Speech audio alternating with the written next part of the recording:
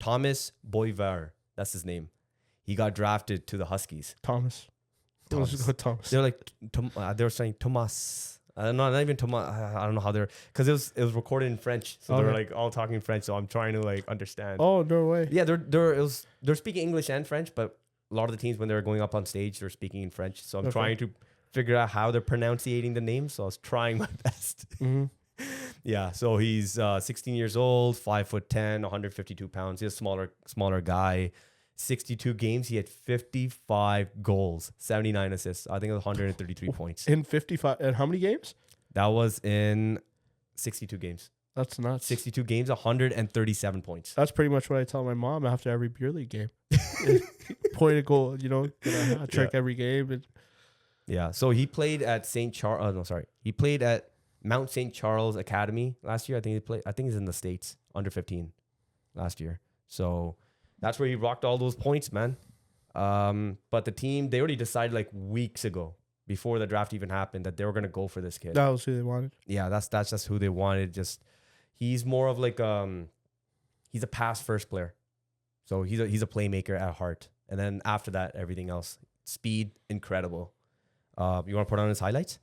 Like same thing. You're going to see all these kids we saw in the OHL, we're going to see in the Q now. Every single player, every single time they say high hockey IQ, they all have it. And this kid just like transition really good. This guy, Sasha or Thomas? No, Sasha is his cousin.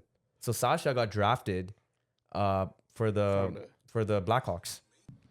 He could actually just at full speed make plays, like just transition games good. He could just ability to make quick plays on high speed.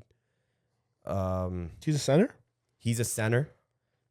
Crazy acceleration, footwork, great crossovers. This is typically what's happening with a lot of the kids, right? You're going to start seeing them just play at a high pace. Decent release too, man. Yeah, he has good release too. He could just analyze the plays very quick, open the game up. You're right about the beautiful passing. Right? Dude, that's what he's known for is the passing. No. Yeah.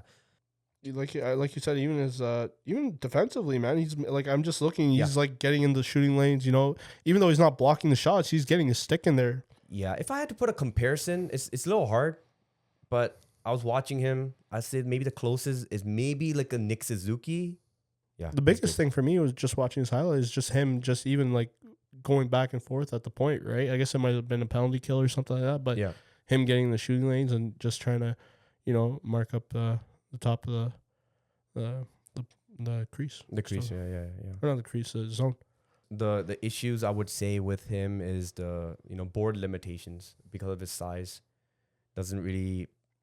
He's not really physical, right? He doesn't get into the corners, fights for as much as the other guys we're going to talk about. Sometimes he will maybe make a play in very congested areas that he shouldn't be making. So sometimes some decisions.